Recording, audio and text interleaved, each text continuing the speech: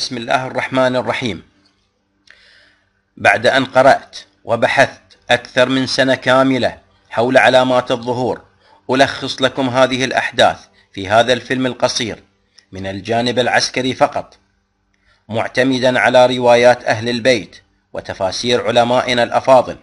ويمكن أن تكون هذه الأحداث في عصرنا الحاضر أو بعد 1000 سنة، العلم عند الله، لا نوقت ولكن نأمل ونرجو. وأول هذه العلامات هي انقسام الشام إلى رايتين أو جيشين، راية الأصهب وراية الأبقع، وسوف تتناحر هاتين الرايتين حتى تغرق الشام من دماء الناس دون غلبة إحدى الرايات على الأخرى. وخلال هذه المعارك الدامية سوف يخرج قائد عسكري من منطقة درعا في جنوب الشام يلقب بالسفياني، ظاهره الدين وباطنه الكفر، ويكون خروجه قبل ظهور الإمام المهدي ب6 أشهر. وقبل ظهور السفياني ستحدث علامات، وهي رجفة في الجابية، وخسف في منطقة حرسته في الشام، وسقوط جدار المسجد الأموي من الجانب الغربي. وأول عمل سوف يقوم به السفياني هو تشكيل جيش قوي والتوجه به إلى دمشق، حيث سيسيطر على منبر دمشق، ثم سيقضي على الرايات المتناحرة وهي الأصهب والأبقع، ومن ثم سيوحد الشام كلها تحت رايته. أثناء هذه المعمعة من قتال وتناحر بين الرايات الثلاثة، سيغتنم الجيش التركي الفرصة للدخول إلى منطقة تسمى الجزيرة، والمحددة في الخارطة باللون الأخضر، وهي تقع شمال منطقة الشام. وسيستولي الأتراك على مدينة قرقيسيا، والتي تسمى حاليا دير الزور. ويعزى سبب دخول الأتراك إلى دير الزور إما لأن المنطقة ذات أهمية استراتيجية أو لاكتشاف ثروة اقتصادية بها. بعد أن يسيطر السفياني على كافة الشام ويعيد ترتيب صفوف جيشه، سيتوجه نحو قرقيسيا أو دير الزور لطرد الأتراك منها.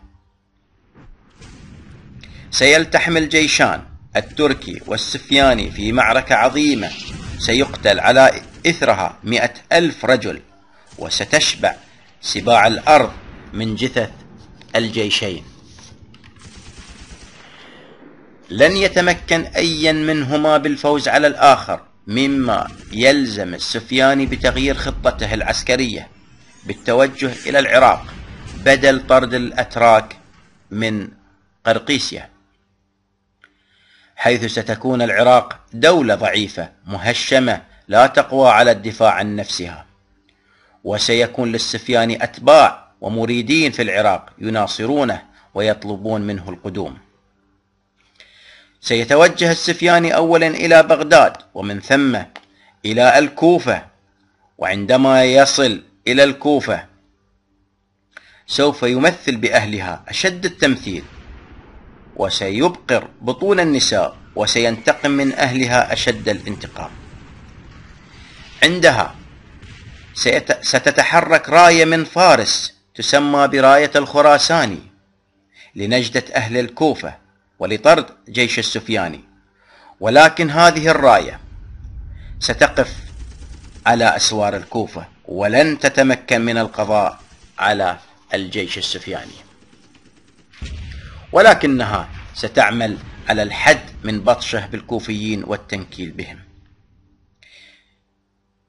في هذه الفترة وفي الجهة المقابلة ستعتلي الحجاز الفتن وتصبح مقسمة ومتفرقة، وبعدها سوف تقتل 15 شخصية معروفة. ونتيجة لهذا الضعف والانقسام في الحجاز سوف تخرج راية من اليمن، من منطقة تسمى صعدة، من قرية تسمى كرعة، راية تسمى براية اليماني، وهي من أصدق الرايات. واليماني وزير الإمام المهدي وقائد جيوشه، واليماني سيجدها فرصة إثر هذا الانقسام في الحجاز، حيث سيتحرك للسيطرة على مكة والمدينة. وإثر هذا الدخول المفاجئ لليماني سيؤدي إلى هروب كثير من الحجازيين وانضمامهم إلى الجيش السفياني. وعلى الفور سيتحرك جزء من جيش اليماني إلى العراق لمناصرة الكوفيين من بطش السفياني، ولكن للأسف لن يتمكن لا اليماني ولا الخراساني من القضاء على السفياني وجيشه، وسيقفا على حدود الكوفة. عندها سيقوم السفياني بتوحيد جزء كبير من العراق والشام تحت رايته. وبعد هذا سيظهر الإمام المهدي في الكوفة لبعض الناس، وهو الظهور الأصغر، ويؤسس بداية حركته المهدوية. ستصل الأخبار للسفياني بأن هناك حركة يتزعمها شخص في الكوفة يسمى بالمهدي، وعلى الفور يرسل السفياني جواسيسه وجيشه إلى الكوفة للبحث عن الإمام المهدي، مما سيثير الرعب في نفوس الناس. سيخرج الإمام من الكوفة على الفور وسيتجه إلى المدينة. تصل الأخبار إلى السفياني بأن من اسمه المهدي خرج من الكوفة، وإنه متواجد حاليا في المدينة لتجميع بعض المناصرين له. وعلى الفور يرسل السفياني جيش ضخم إلى المدينة، وللأسف سينكل بأهل المدينة كما فعل بأهل الكوفة، ويكثر فيهم القتل لتأييدهم لحركة الإمام المهدي. وفي هذه الأثناء وفي مكة ستخرج شخصية مؤمنة معروفة للناس، سمتها الأحاديث الشريفة بالنفس الزكية. ستقوم هذه الشخصية المؤمنة بالترويج للإمام المهدي والدفاع عنه ونصح الناس بالانقياد خلفه، ولكن أهل مكة سيقتلونه بين الركن والمقام. وسيكون قتله يوم 25 من ذي الحجة، أي قبل خروج الإمام المهدي بأسبوعين. بعد قتل النفس الزكية سوف يتحرك الإمام من المدينة باتجاه مكة. عندها ستصل الأخبار للسفياني بتحرك الإمام المهدي إلى مكة، مما يثير غضبه ويعطي أوامره للجيش بالتوجه إلى مكة والدخول فيها. وقبل دخول جيش السفياني إلى مكة ستظهر آية من آيات الله، وسوف يخسف الله بجيش السفياني في البيداء ويقضي عليهم. سيتوقف جيش السفياني عن متابعة الإمام.